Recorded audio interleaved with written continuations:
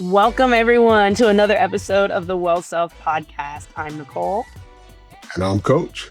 And we are here with our dear siblings, Junior and Fela. Hello, Junior and Fela. Hi. Hi, how you guys doing?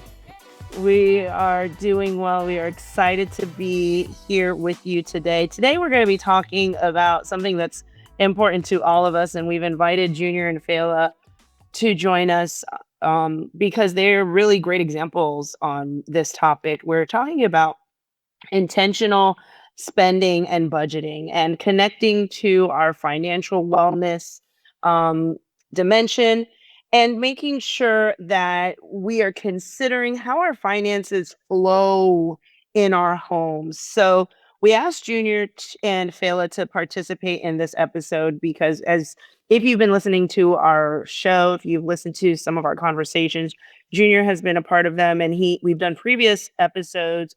One was about medical debt, and one was just about debt in general. And both of those episodes were well received, and we gained a lot. Wouldn't you say, John? Like, we gained a Yes, lot always. personally from those episodes, and really helped to shape the way that we look at budgeting and debt.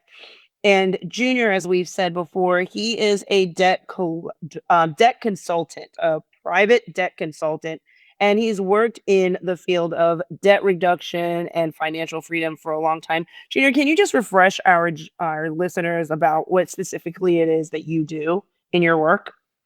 Yeah, sure. Well, currently I work with a company. I'm a manager of a debt relief company, and their sole purpose is to help clients who are struggling with financial hardship and they've accumulated debt. And that debt could be anything from predatory consumer loans, which were previously called payday loans, but they've kind of changed the names because of the negative connotation, the stigma that's associated with payday loans. So now they typically will call them consumer loans to not have that negative stigma around it. Credit card debt, which is a strong percentage of debt that's in modern day household.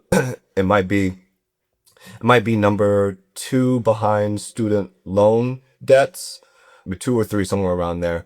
And there's other medical debt, as we've talked about before, and some other small loan debt. So I've been in the industry of debt relief for now maybe 13, 14 years. It's gonna be like 14 years this year.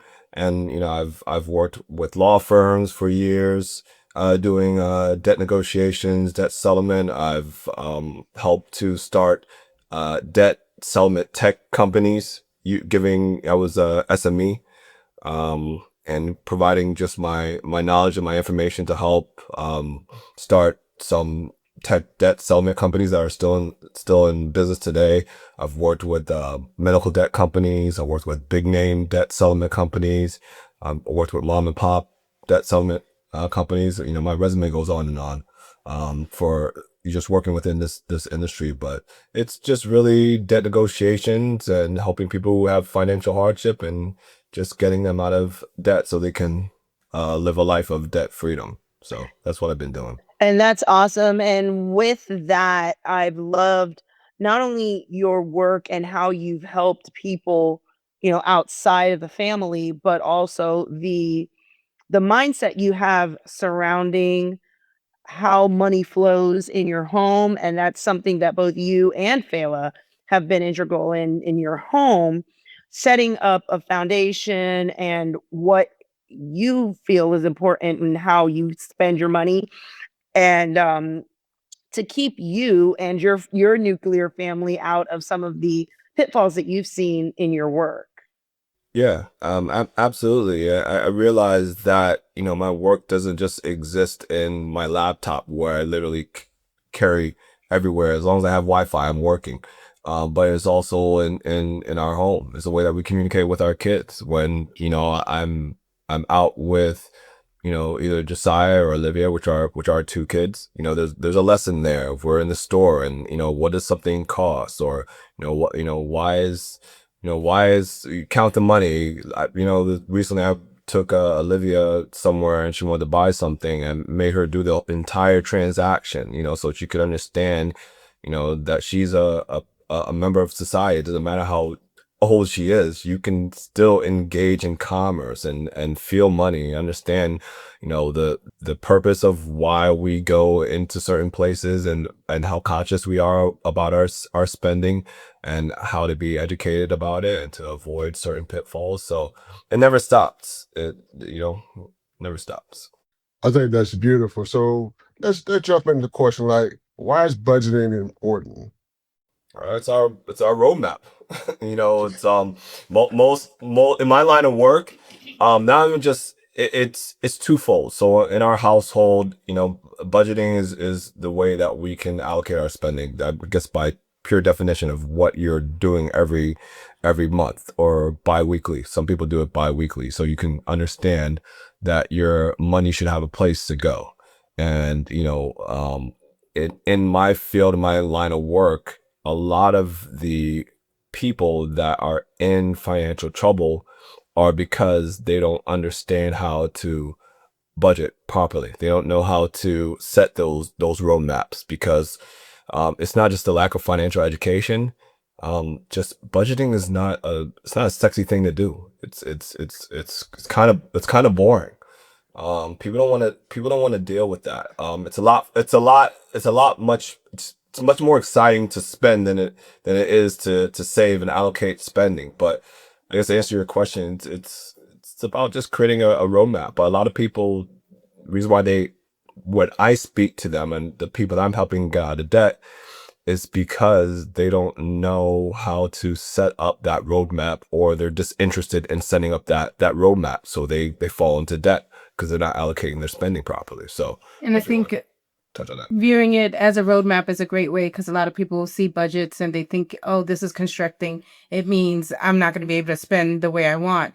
But the truth of the matter is, regardless, you have X amount of dollars, whether you tell where those dollars where to go, or whether you spend it and then you're wondering where it went, it's still the same amount of dollars that you had to begin with. So it's much easier to be on the front end and say, okay, I have $100 this week for food and $50 for gas and so on and so forth. You're telling it what to do. And that way, by the end of the month, okay, I should have X amount for fun to go out to do this and that.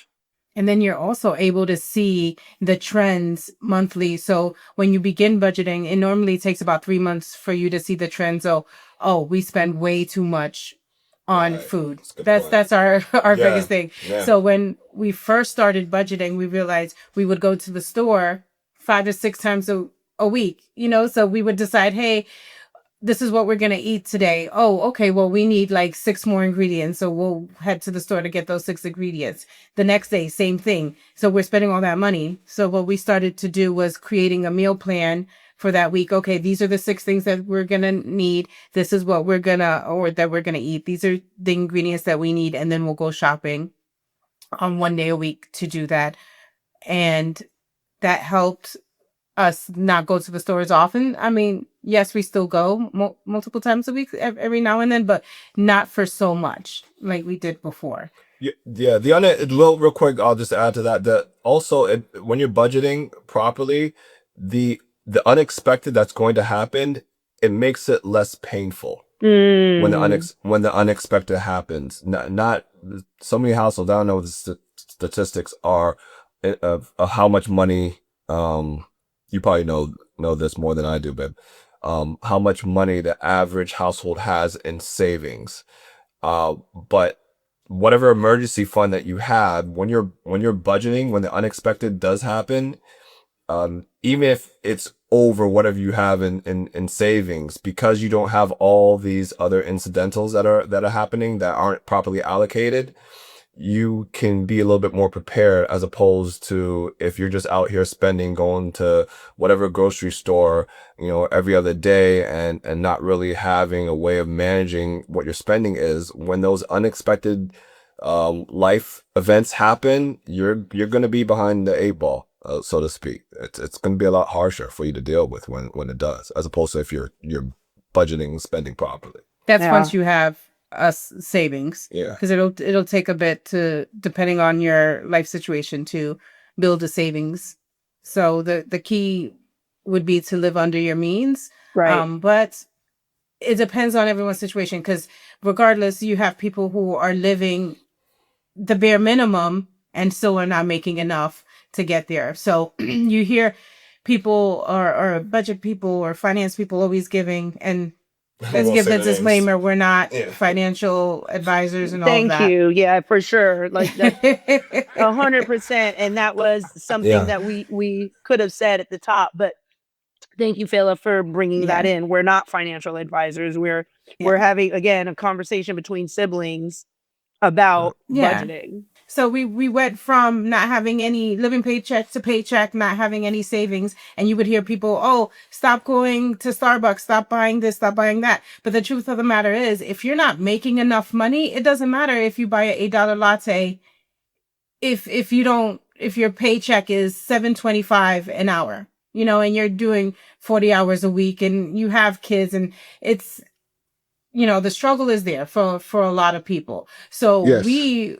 before we had kids, you know, we were just making what we needed for our bills. And honestly, we didn't get to build savings until we started making more money. Right. You know, and a lot of times they're like, oh, well, you know, get second jobs. Sometimes you have to do that, you know, get a second job, sell everything, whatever, all those things are. But one thing that I would change is when you start your career force is not staying in the same company for years on end. Because when Ooh, in love corporate that. America, what they do is they not all companies obviously, but whatever, they put a cap on, oh, you're getting a promotion, but per our HR policy and procedures, we could only increase your salary 10%.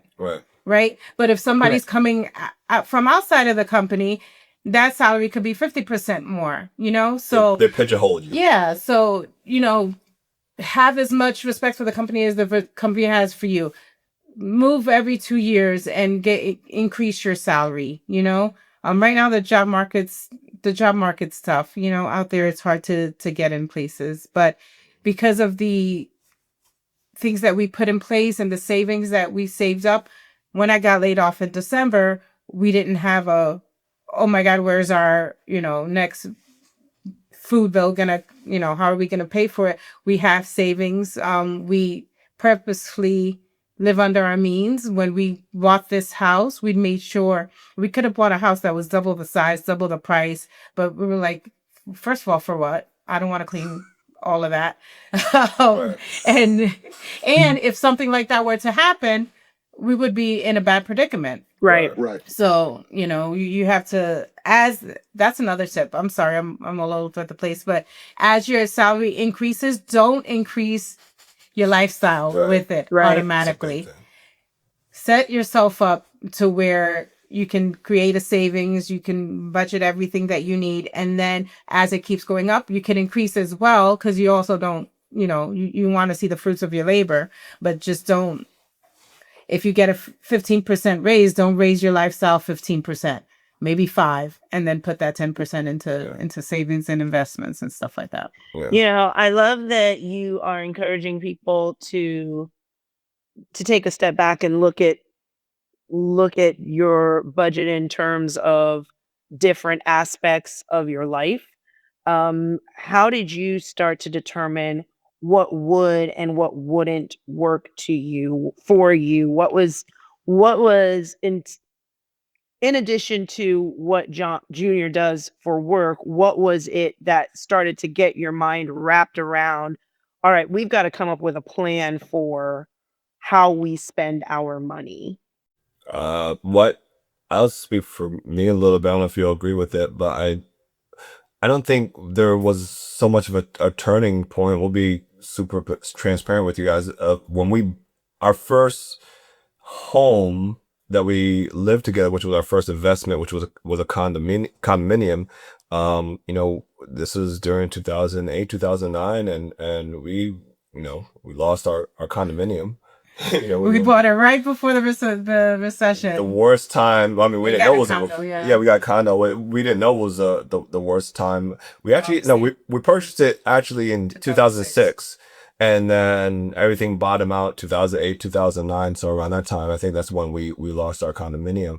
Uh, go ahead, go ahead. And we bought way too high. Yeah, So that we was were the other thing. listening to the people, hey, this is your salary.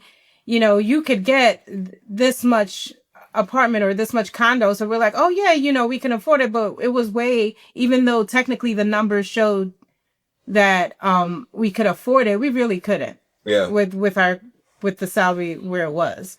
Yeah. So when the recession started or all the other prices went up, then it was like, oh, we really can't afford this. Yeah, we were, a lot of people were in the same boat, so we're not making it necessarily making excuses, but we were like a lot of Americans. We were getting what we wanted as opposed to living the way that we should have been, and within our means, compared to what's actually coming in, what is actually going out. We weren't as efficient financially as we are today. So it was around that time when we started to become a little bit more educated, or making more realistic attempts to understand budgeting, finances. I think that's around the time when so a couple of years after that is when I started getting into debt relief and debt settlement. But there was a period where we were just becoming educated. We started following certain financial gurus. We won't mention their names here. I think our philosophy aligns with them anymore. But at least we're making attempts to Right. become a little bit more understanding in terms of what our financial household Right. situation should be. And we're at a space where we are, we don't have a kind of messiah complex as it relates to the way that financial gurus that exist out there. We don't consider everybody that is a financial guru a gospel. What we're doing is we're taking information from different pieces of individuals who are knowledgeable, and we're applying it to our household. And if it works, that's what we'll keep. So to answer your question, so it was around 2008, 2009 when we started to realize that we had an issue and we needed to kind of button it down in terms of how we see our finances, our household, our financial household. And I appreciate that you are transparent and vulnerable and explaining that, it's something you have to kind of play around with. What works for you? You take this information, you take that information, you're willing to let go of things that just no longer work for you. But you take from it what you would like to go forward with, and Mhm. what works for you long term. And the other thing that I appreciate about your mentality is you have no problems when it comes, well, I won't say no problems, but you're very open to saying, you know what, I'm looking at this company, this entity, this issue, and I'm not willing to invest my money in what they've got going on. Whether you're very socially conscious when it Mhm. comes to Yeah. your spending as well, whether, so that's over and above what works for my household. Okay, even if this works for my household and I don't have a problem spending my money there because of the practices of this organization, of this entity, I'm not going to put my money there. Can you talk about that and how that impacts your household?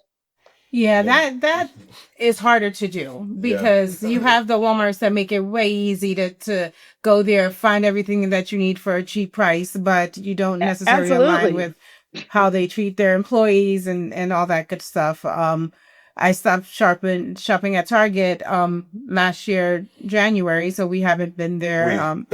We Yeah, we yeah stopped yeah we haven't been there in we to make sure we as a household we Yeah. we don't we contribute to with So Target. you. so you're not We with sending you. him to Target for you No. for this one. Okay, got it. Can you imagine, right? Yeah. So and it's having those conversations with the kids too, because Olivia's always like, "Can we go to Target?" And they have very decorative stuff that you may like. Right. And I have to explain to her, no, and then she asked why, so we dove deep into that. But going into smaller shops, things are more expensive, but it also requires you to think, do I really need this right now? And then if the answer is yes, then you spend that, and you could also shop for convenience. And then you notice when you start looking at these places and you start finding these shops, the level of service and care is there as well. And you're also helping a family as well with their business and stuff like that. So we actually just found a local cafe not too far from here. I think it's 15-20 minutes. There's 2 cafes a mile away from here, which they're also mom and pops, but this one just has a different vibe, and we gelled with it better. So I've been going there a little bit more. We've been there a couple times, and he goes and works from there, and I go and read a book and have a latte. But we enjoy doing Beautiful. that. But like I mentioned, it is something that you have to think about, because it is more cost effective, and you have to think, well, where your morals lie, and is it worth. It's a hard decision, to be honest. I can't say, that I never shop at Walmart anymore. Sometimes we go in there as well, but if there's a different option, I do go in there. We did stop our Amazon Prime as well, but that doesn't mean we don't 100% shop at Amazon, but there is that pause. As before, when we had Prime, we would just buy whatever because it was super quick and convenient, and it stopped me from comparison shopping with prices too, because the convenience was there. So I wasn't looking to see, hey, does anywhere else have a better price? So now that we got rid of it, it's like, okay, let's see. Now I'm comparison shopping and doing all that stuff. It's all part of the intentionality, is what I was going to say. Yeah. Quickly, just that's great. I mean, social spending to me is like it's about resetting your default setting. The way I look at it, it's in a lot of ways one of the most it sounds bad, but I'll say it anyway, and maybe I'll clean it up. It's one of the most inconvenient actions that you can take, because it's a lot easier, a lot more convenient to go to Target as opposed to going to something that's a little bit more further out of the way, just because of where you sit consciously, whatever you believe your morality to be at the time, and trying to be as consistent as possible. Although morally speaking, I mean, human beings by nature are inconsistent in a lot of ways, and morality, we're not exempt from being morally inconsistent. But it's about making the attempt, at least, to try to be as morally consistent with whatever your decisions are. And that, of course, that could be with spending. If you don't align with certain ideas and beliefs, then hopefully you'll be able to articulate why you don't, and also make a decision with your money. That's one of the greatest ways of protesting, is not contributing to the whatever machine it is that you no longer align with. So Correct. that's what we try to do. I think in our you used to say when we were in our early dating that I was boycotting with Everything. Yeah, I was a little bit too militant with a lot of things. So you'll find out pretty much you kind of turn your water off if you're boycotting everything. Like, you don't want to cut off your nose, right? So Correct. you have to be a little bit more conscious about what you're actually boycotting. And why? Because actually Right. the other day I had to go to Home Depot to get something, and I said to him, I was like, wait, weren't we not going to Home Depot? Why were we not going to Home Depot? Right. And because I was going to Lowe's for a bit, and then I'm like, now I have to research what was the reason that we stopped going to Home Yeah. Depot, to remind myself. Sometimes you gotta revisit these So much going stances and reevaluate what it is, and Well, it's just that there's so much going on. There's so many companies doing Yep. people wrong. So you Right. just got to remind yourself what the Yeah. reason. Yeah, Like Cardi exactly. says, what was the reason? Yeah. You sent me a Yeah. video that I was watching earlier today, and the speaker was saying, if you are at the point where there's like nothing that you can touch that is not tainted in some Mm-hmm. way, whether That's it true. be using your devices or whatever foods that you're eating, or there's so much The shirt that you're wearing. your shirt that you're wearing, like Yeah. everything is tainted, has passed through hands that have caused harm, basically, Mm-hmm. Yeah. and contributing in some way to that harm. And so it is hard, and it's something that everybody has to make a decision about their own moral and decision about what they're going to do with their money. Another stance that you've taken, and leans more towards the spiritual and religious side, but you've also taken a stance on your giving when it comes to tithing and offering, as being people of faith. Can you talk a little bit about that? Yeah. So I grew up in the Catholic Church. My family is very Catholic. And we were never taught to tithe in the sense of the 10% of tithe. Like they would give money at church, like if they had a few dollars, but more in the sense of they would help each other out. So they would help family that it needs, because everybody was struggling growing up, you know. So but everybody would help each other out. But I've never was taught, hey, you need a tithe. My mom was more on the line of, God knows my pockets. He knows I don't have that 10% to give to the church. So when we got together, you grew up with the tithe. Yeah, and in our kind of Pentecostal upbringing, Judeo-Christian household, that was kind of, I don't know if it was done every sermon, when we went to church, but I remember there was a significant it was weaved into a lot of sermons to where it just became kind of an expectation of you. It wasn't anything that was ever debated, or anybody made any attempts to refute that. And it was modeled in Yeah, our household as well. The yeah, exactly. the expectation of giving on regular periods at, a Right, regular amount. right. So, guess fortunately for us, as when we got together, and I don't remember what when it was that we made the decision to kind of change or have a different outlook on our giving, as opposed to giving directly to the church, switching from that, and then looking at the amount of money that we allocate for our giving. um it was more needs based, and if there's somebody in our family, or our immediate circle that we know that we can assist, Or coworkers. or We could talk about workers coworkers. and stuff like Yeah, that. people. Yeah. I think the switch happened more so with the I guess the construction of Christianity, and understanding um more of the faith. Like we're still believe in God and Christ and all of that. But when the church is starting to support what I would consider a antichrist versus the next coming of Jesus, it's like, wait a minute, what's happening? What's happening? Are you not seeing what we're seeing? Like, um, and then we also would, like, our church would do like the end of the year. This is what we did with the tithes and offering, and it's like, you know, I don't see where that money's going, because when you're in need, the church is not there to,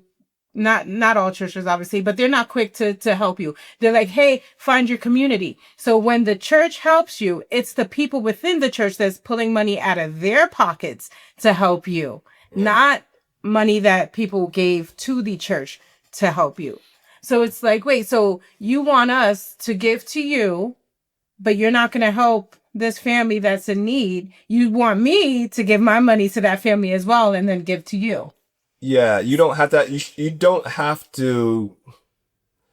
I don't know how else to word some of these things, so I'll just say it as straight as possible. Like, Just say the it. the church body, as good as they've done, and there's a lot of churches that do amazing work to this day, but you don't have to rely on them as a mediator to your giving, and I think a lot of people use it in that way, as if it's sounds bad, as if they're trying to buy salvation. I don't know, but it, you don't have to wait for orders to do something that you Mm, believe is right within your financial household.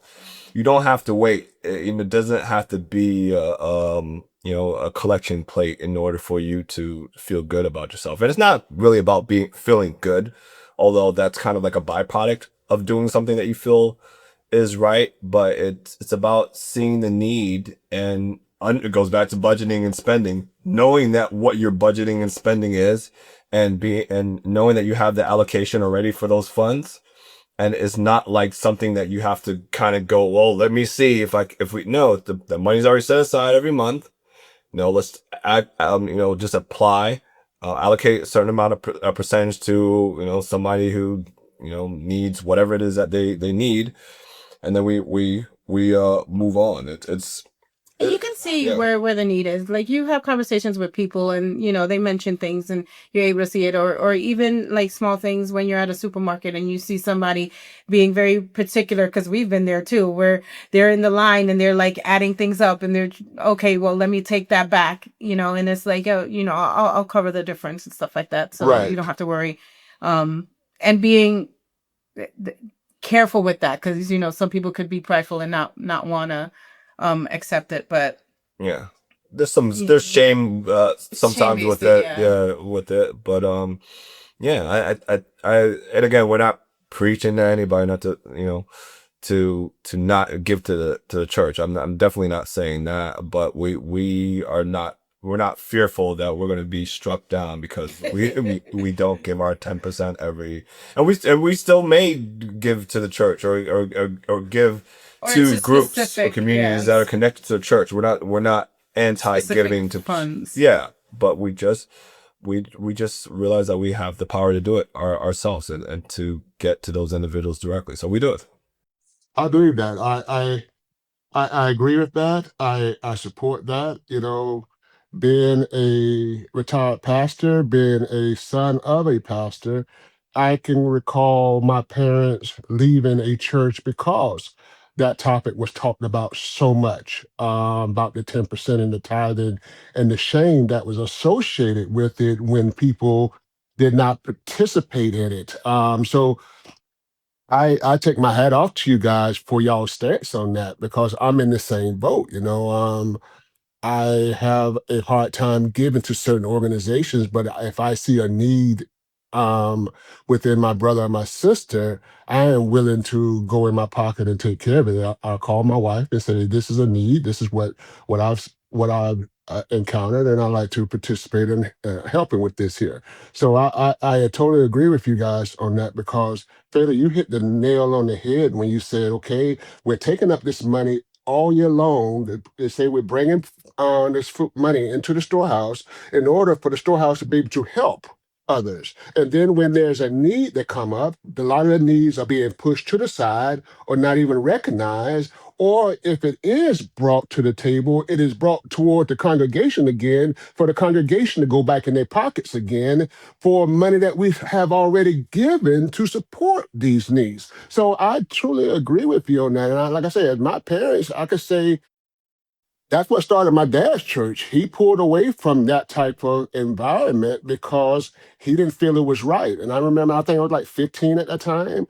And Nicole will tell you, my dad don't talk about tithes and offering to that level. He don't talk about that type of things because he don't feel people gonna give what they can. You're not gonna have people in the poorhouse worse than what they are because they're trying to meet this here 10% need when like your mom said, Fela, God knows my pocket.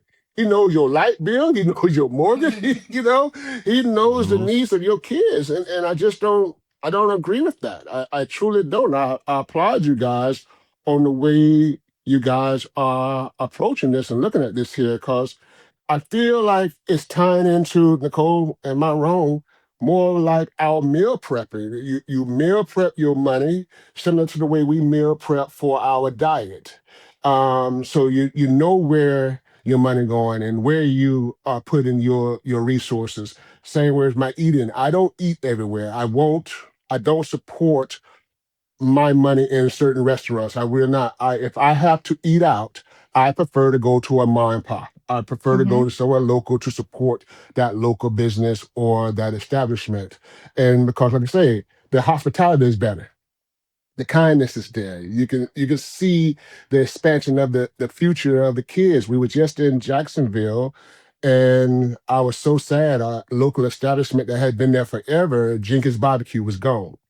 And I was like, oh my God, they had been in business for God knows over 50 years. There's a black owned Yeah, I think barbecue it joint. was like 70 years, 69, 70 years when they actually closed. Closed their doors. So I happened to find another one of the established black owned restaurants that had been there for over 70 years. It's called Hollis Barbecue. And so I don't eat a lot of things. So I went there and I supported them on some fries because I don't eat many things. But it's knowing where your money going, knowing what you're putting into your temple, I think is very important. So I'm excited about what you guys are saying. So what's next, Doc? I like this. So, thinking about budgeting, and we can talk about spiritual topics and religious topics all day, and I'm glad that it's a part of this conversation because, again, it goes to where our money goes. What mindsets and tools are currently helping you stay on budget? So some tools that I would recommend. So I do the household budget. We go through it every month. But I'm the one that like does the day to day of it. So I've used many budgeting tools. The one that we're currently using right now is You Need a Budget, YNAB.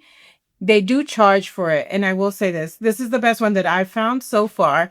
There is a steep learning curve. So I would recommend it. But what I would recommend first is that you watch their videos on how to use it before you start the free trial so that you could understand it before you start the free trial and then decide if it's for you. But I love it because it takes the money that you have already and it allows you to allocate it.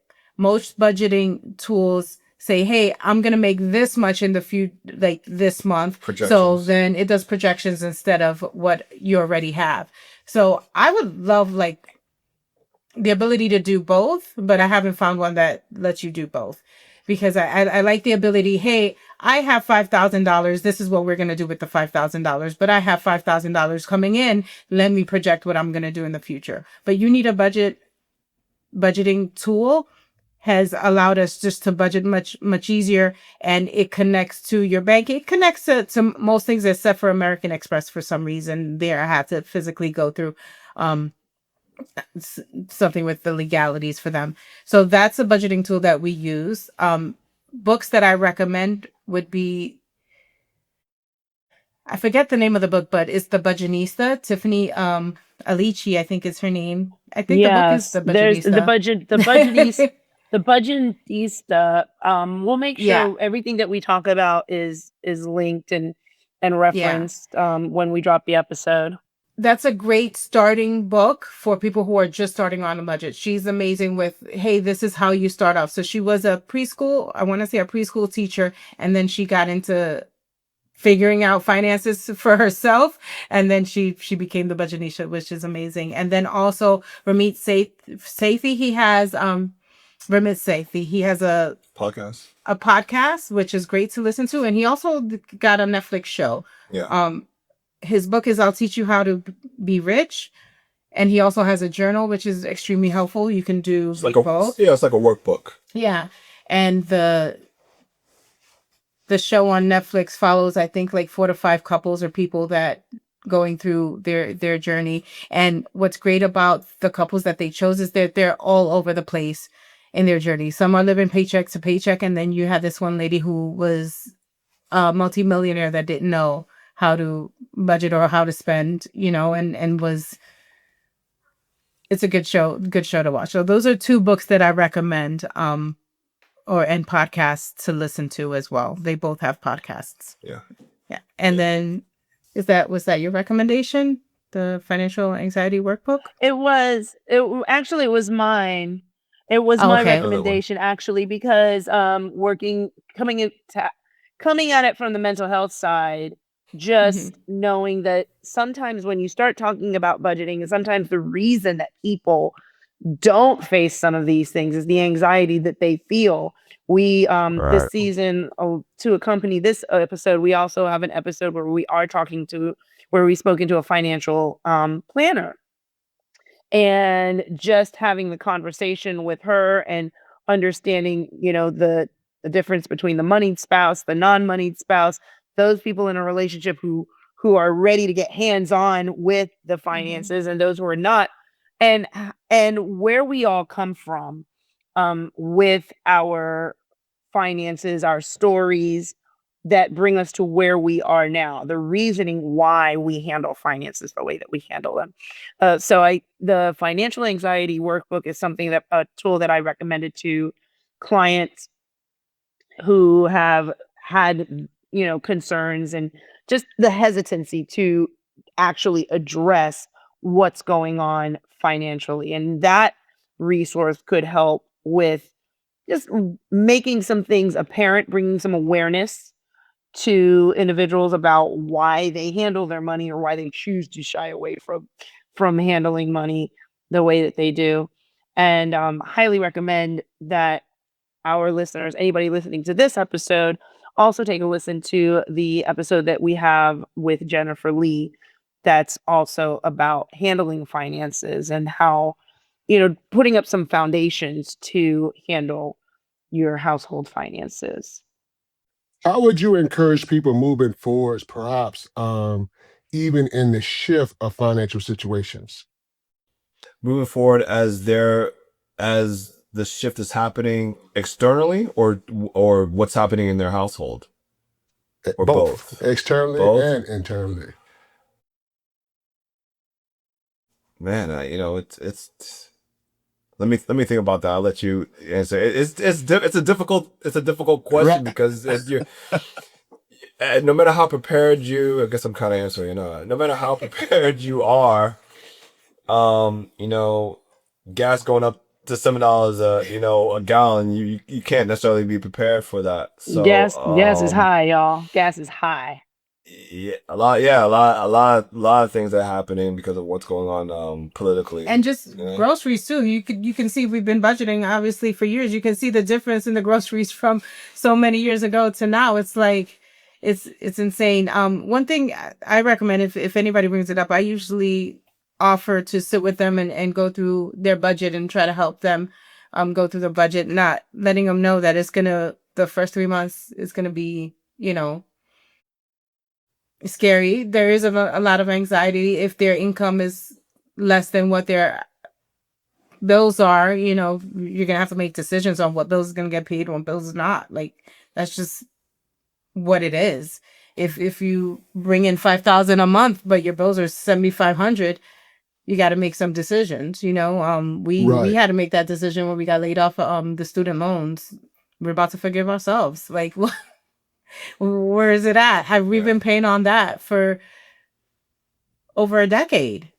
Right. And it's still there. So Yeah, you have to you're gonna have to make some modifications. Well, let me back up a little bit. One of the hardest parts is just the starting, yeah. right? If you're even having the conversation, then you are acknowledging that there's a problem. If you're acknowledging there's a problem, usually by the time you acknowledge there's a problem, you're pretty far off. So you have to overcome so many more hurdles before you even start to actually get in front of a screen or in front of the application and start understanding what you're spending on, and what is worth spending on. Yeah. So the encouragement would be just keep going. Start listening to podcasts, watching videos. If you're on TikTok, start following, looking for people with that same mindset that are going through it. There's plenty of people out there. Use your discernment. Be careful of who you're listening to. I usually go to reposts to see what they're reposting, what their affiliations are. If they're offering, just pay attention back to the morality thing. Make sure they align with what you align with. I don't follow, people that support ICE or some shit like that. You know what I mean? Yeah. So I understand. yeah. So paying attention to that, but following people that are going through it. Journal about it if you're a person that likes to journal. Start looking for like-minded individuals, whatever platform you're on, if it's TikTok, Instagram, or Facebook or whatever. Start looking for groups that you can have these conversations with to encourage each other to continue with it, because at first it becomes a pain in the butt, and honestly, having to do it over and over, you want to get to a point where you're making so much money where you don't have to think about it, but even then you still have to adjust it. So the Correct. place where I would like to be is to where at the first of the month we have the funds for that month. That's where I want to get to, so that the checks that come in that month is for the following, and savings and Right. investments and so on and so forth. But just following those people, having the conversations, not being afraid to have the conversations, and watching the videos, listening to podcasts, audiobooks, or physical books if you like those as well.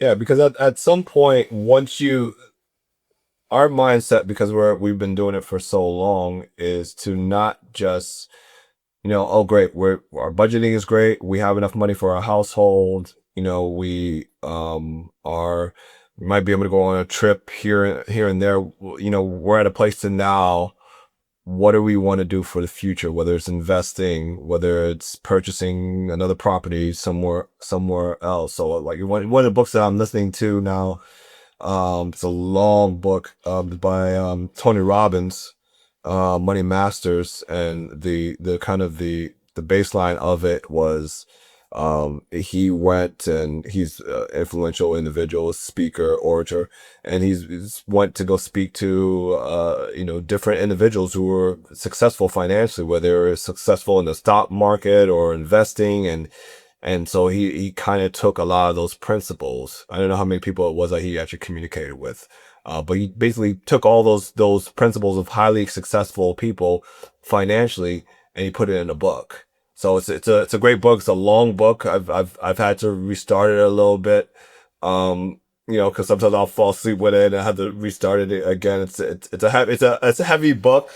It's pretty weighted, but it's a lot of great information. But I wouldn't say, depending upon where you are in your financial journey, if you're not budgeting right now, that may not be the book that you want to listen to right now. Like, or maybe it might. I don't know, but it may not fit where you are in your financial journey. Maybe it might be something that you kind of broach when you get to a point to where you have your budgeting under control, because there's concepts and ideas that you may not be ready for to have in your brain while you're just trying to buy eggs. You know what I mean? We need to look into him too, just FYI. Yeah, maybe. Into his affiliations. Yeah. Well, funny enough, when Fela brought up the budgeting app that we now use, we used a previous budgeting app, and used to follow a previous guru, but we're gonna mention that person's name, and we had to change the kind of our financial philosophy. Not to say that person was bad wholeheartedly, but there were certain ideas that person had that we didn't align with, and we made a decision to not support those individuals either. And it was inconvenient to do so, because the previous platform we were using it for a while. But you realize, like, there's the ideology was different, because there's the belief that everyone born in America has the same opportunities without systemic racism, without discrimination, without the education system, which schools, depending on where your zone gets the right education. Yeah, and it's like, no, and I felt like as I was listening, there was an undercurrent of different values than that's actually speaking with certain specifics. So I was like, oh yeah, we're not gonna pull yourself up by your bootstraps kind of ideology without taking into account. We don't have bootstraps. Some people don't have boots.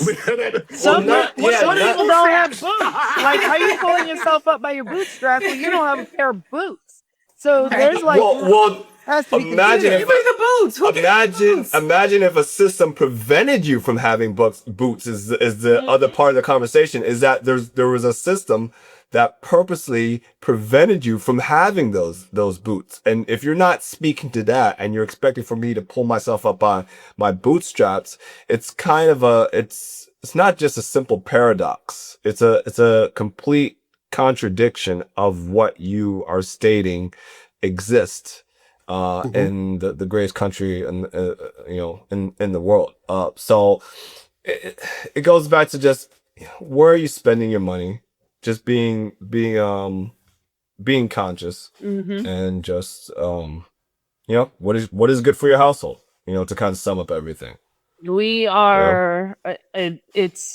It's so refreshing to have a conversation that encompasses all of the areas that we've talked about in terms of money. I don't recall having conversations like this growing up.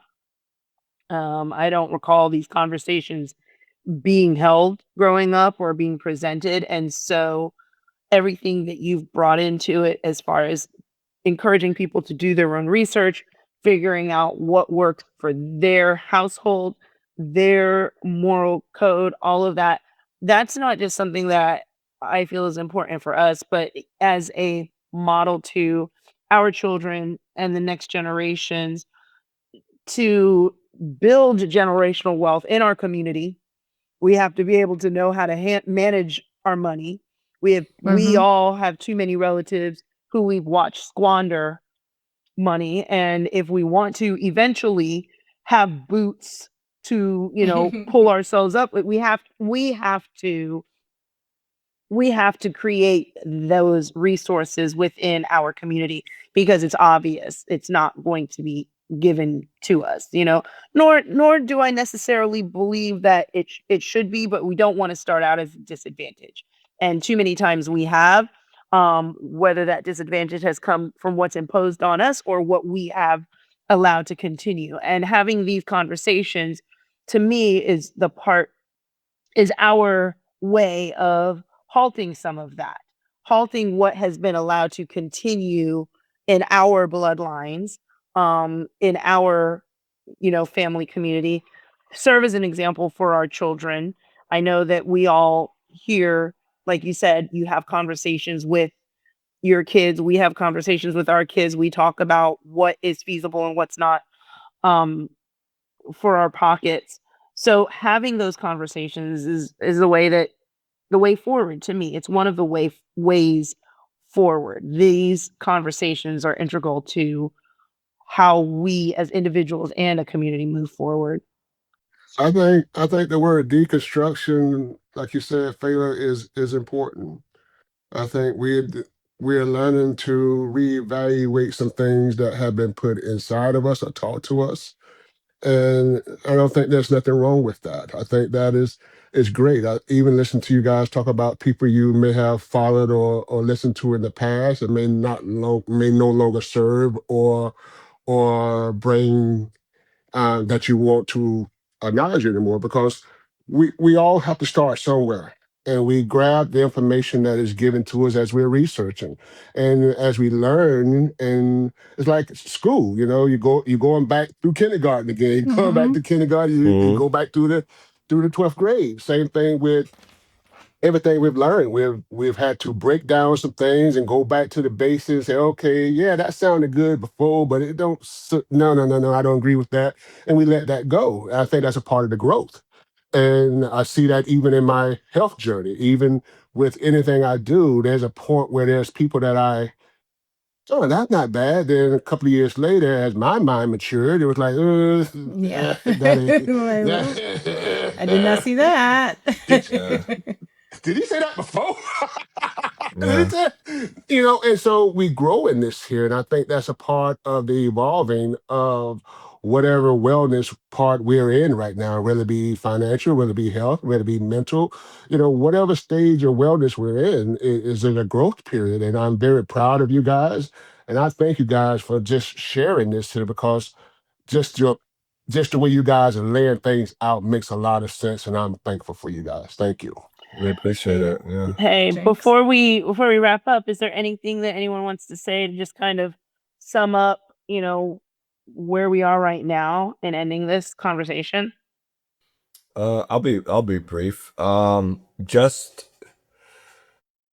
don't don't be I guess binary in your learning. Try to go to as many resources as possible. See whatever approach makes sense for your household. You'll know it's working when it's working. If it, and be open to making adjustments. Even in what I do as a career, I understand that my approach to getting out of debt is just one approach to getting out of debt. There's other ways that you don't have to necessarily negotiate. Although it might be the fastest way of getting out of debt. Some people may not have that skill set.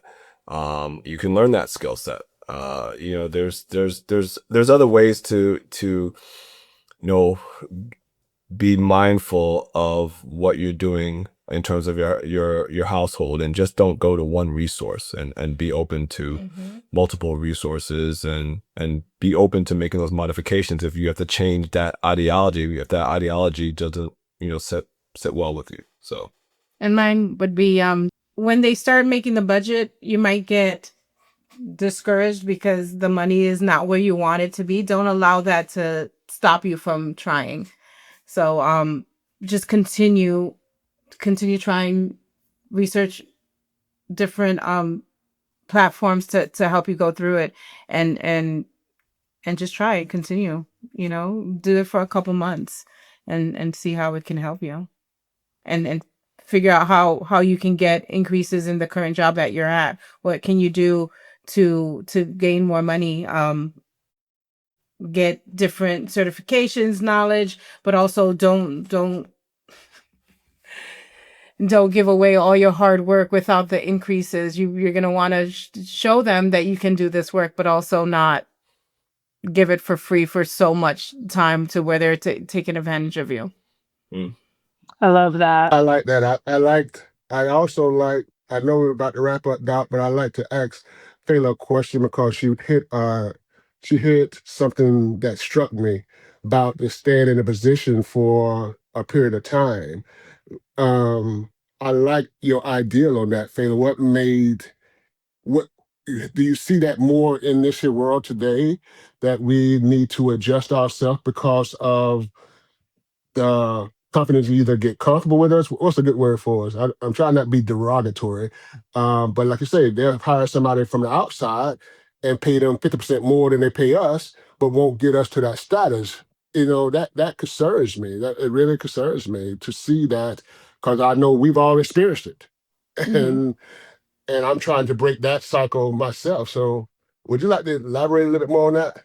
Yeah, and it really depends on the organization and your leader that's willing to fight for you. Because I've had both happen in different organizations where leaders like, oh no, we can't do more. And then when I went to quit, oh, I wish you would have said something. It's like I've been saying something for the last year, and you want me to grovel and be happy that you're giving me a 1% raise, and now you're shocked that I'm leaving with all the knowledge I have, and the work ethic that I was putting through, all the work that I was putting out, and now you have to hire two people to do the job I was doing Mm, before. So now you have two salaries versus another organization that I was moving up, and there was no, oh, we can only give you 10%. It's like, what did you want for this position, and this is what you get. So it really depends. Knowing your worth, knowing what you bring to the table, ensuring that you're able to back it up, not expecting it when you're not the type of employee you think you are. Being self-aware is also a big thing, because you have people who think, oh, because this is my age, I should be making this much, but you don't have the knowledge and the work ethic to back it up either. It all accumulates to it. So if you're a great employee, if you have the knowledge base, if you have the work ethic, you know your worth, you go for it. But if you're not willing to put in the effort or the work, understand where you're at, you know, and be okay with it too. Well, with that, I want to thank everyone for tuning in to this episode of the Well Self podcast. It has been a joy and a pleasure to have this conversation with Junior and Fela. You are always welcome here, and we appreciate your knowledge and expertise and willingness and vulnerability and everything else that you brought to this space. So, thank you all for Thank being you. here. Oh my gosh, that's our pleasure. From myself and Coach John, we wish you all the best and we encourage you to be well. Bye, everyone. Thank you. Bye. Bye.